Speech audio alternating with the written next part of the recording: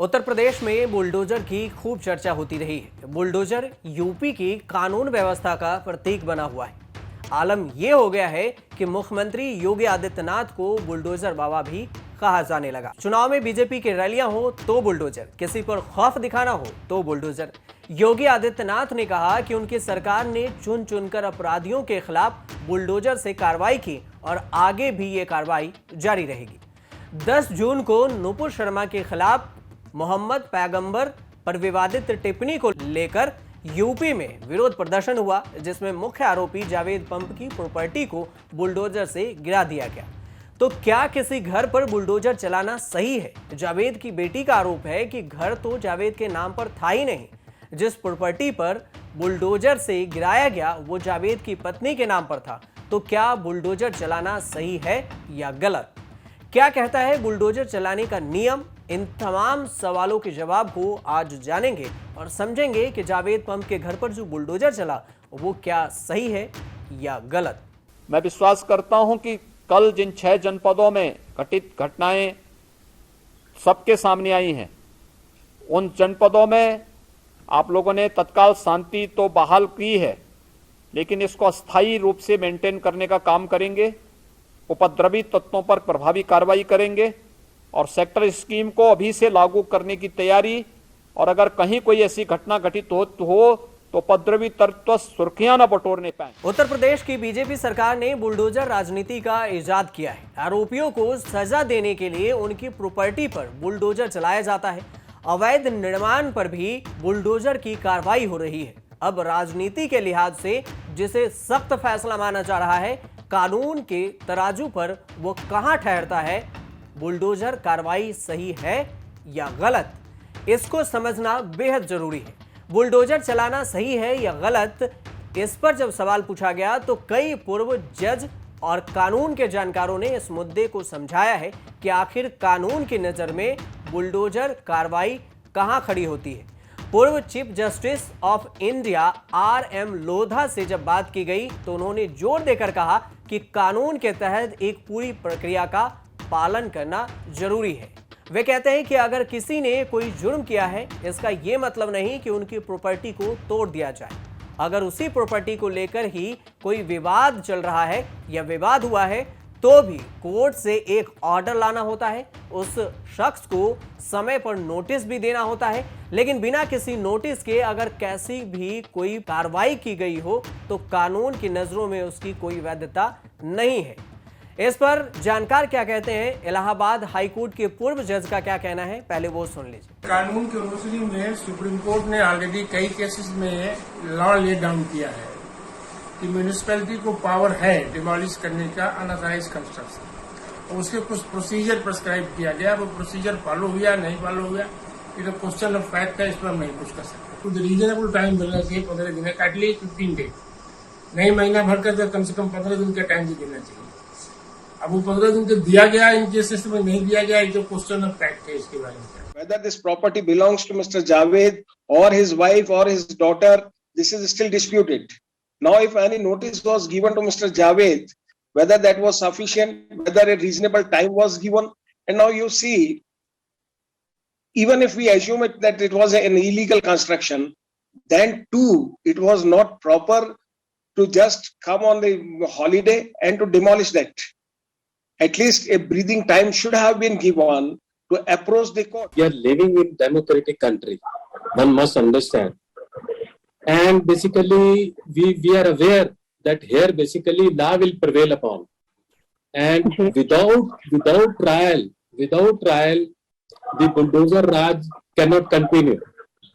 The point is, message should not go to our country as well as overseas country that the hanging first, trial later on. जानकारों का मानना है कि अगर कोई आरोपी है तो उसके खिलाफ CRPC के तहत कार्रवाई की जाएगी या फिर IPC के अंतर्गत भी एक्शन लिया जा सकता है, लेकिन जब तक गुनाह साबित नहीं हो जाता तब तक कोई भी कार्रवाई नहीं की जा सकती है। सवाल यही है, जावेद पंप अभी भी दोषी साबित नहीं हुए, वो अभी भी आरोपी हैं। जावेद की बेटी का कहना है कि घर तो उनकी पत्नी के नाम पर है, तो जावेद के खिलाफ घर पर बुलडोजर क्यों चलाया गया? इस पर AIMIM के प्रमुख असदुद्दीन ओवैसी ने क्या कुछ कहा वो सुनिए। फातिमा के बाप ने किया तो कोर्ट में चलाओ ना केस, सजा दिलाओ उसको, जेल में डालो, कोर्ट में कन्विक्ट कराओ। क्या उत्तर प्रदेश का मुख्यमंत्री उत्तर प्रदेश का चीफ जस्टिस बन चुका है कि वो फैसला करेगा कि किसका घर तोड़ दिया जाए? अगर आफरीन फातिमा के बाप को सजा भी होगी तो घर कैसा तोड़ते हैं आप? मुझे सजा होगी तो मेरा घर कैसा तोड़ेंगे आप? मुझे सजा होगी ना, मेरे घर को तो नहीं तोड़ा जा सकता। सारी दुनिया के सामने आपने उस बच्ची के घर को तोड़ा, बुलडोजर लगाकर तुमने आफरीन फातिमा के घर को नहीं तोड़ा, तुमने भारत के रूल ऑफ लॉ पर बुलडोजर चला दिया। तुमने भारत की बुनियादों को कमजोर करने का काम किया। बताओ देश के प्रधानमंत्री, ये नफरत नहीं है तो क्या है बताओ आप? बुलडोजर वाले एक्शन के खिलाफ जावेद के वकील ने अदालत में भी गुहार लगाई। तो जावेद के वकील का क्या कहना है वो भी सुन लीजिए। प्रशासन कर रही कि वो व्हाट्सएप कर रहे थे और हिंसा के लिए भड़का रहे थे, तो प्रशासन को वो व्हाट्सएप सार्वजनिक करना चाहिए। प्रशासन अगर ये झूठ का सहारा ले रही है तो ये इसका पर्दाफाश जनता की तरफ से होना चाहिए। 10 जून को प्रयागराज में नुपुर शर्मा के विवादित टिप्पणी के खिलाफ हिंसा हुई, जिसके बाद मुख्य आरोपी जावेद पम्प के घर को 12 जून को बुलडोजर से ढहा दिया गया।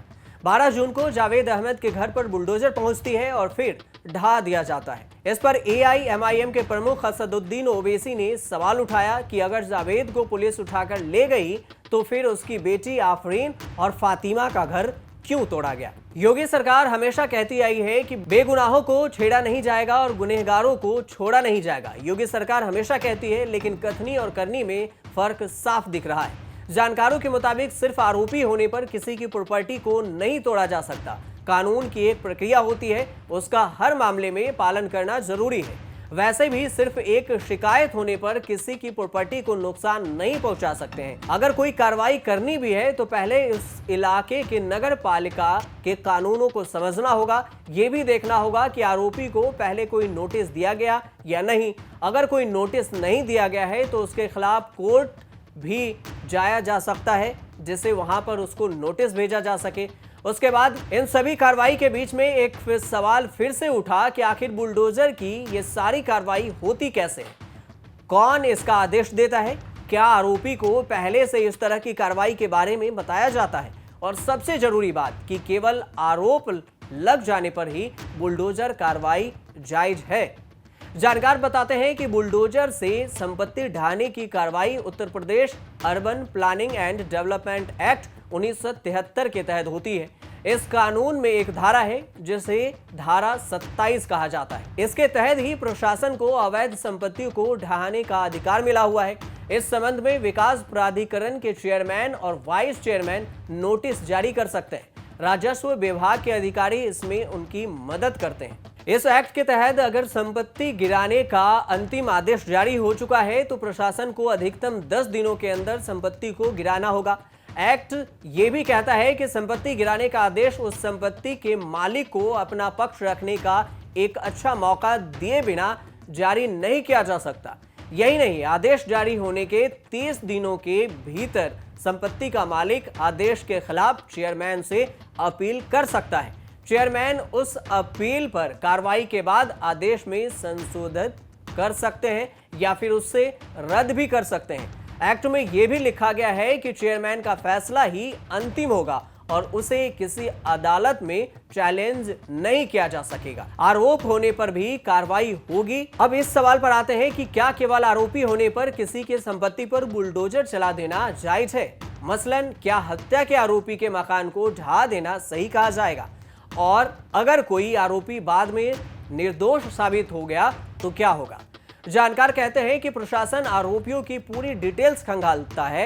मान लीजिए कि कोई व्यक्ति हत्या या बलात्कार का आरोपी है, ऐसे में उसकी पूरी जानकारी निकाली जाती है। अगर पता चलता है कि उसने कोई अवैध निर्माण करा रखा है तो उसकी संपत्ति पर बुलडोजर चलाया जा सकता है। ऐसे ही और भी जानकारियां निकाली जाती है। मान लीजिए कि अगर आरोपी ने कोई फर्जी डिग्री हासिल की हो या उसने बनवा रखी हो तो इस मामले में भी एक्शन लिया जाएगा। अधिकारी के मुताबिक इस तरह की कार्रवाई सांकेतिक होती है। समाज में एक संदेश देने के लिए यह कार्रवाई की जाती है।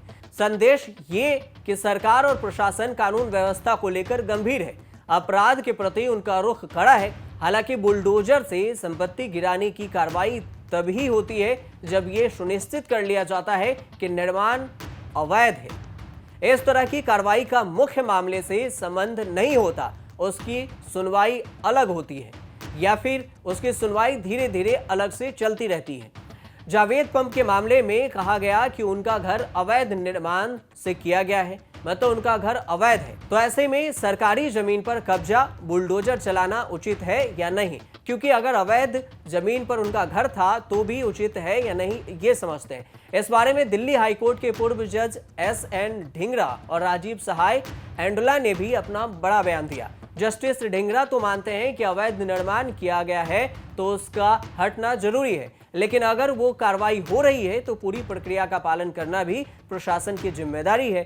जस्टिस एंडला तो यहां तक कहते हैं कि ऐसी कार्रवाई करते वक्त पिंक एंड चूज की पॉलिसी नहीं चल सकती है। सिर्फ इसलिए कि किसी ने गुनाह किया है, उसकी प्रॉपर्टी को नुकसान नहीं पहुंचाया जा सकता है। उन्होंने इस बात की भी जानकारी दी कि अगर पब्लिक लैंड पर अवैध निर्माण किया गया है तो उसे बिना नोटिस भी हटाया जा सकता है।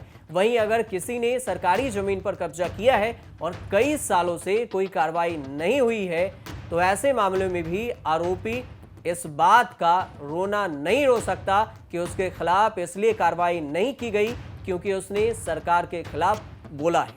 लेकिन जावेद पंप के मामले में भी ऐसा ही कुछ हुआ है कि सरकार का आरोप है कि घर अवैध निर्माण है, वहीं उनके परिवार का कहना है कि जावेद पंप के नाम पर घर था ही नहीं, तो फिर इसे तोड़ा क्यों गया।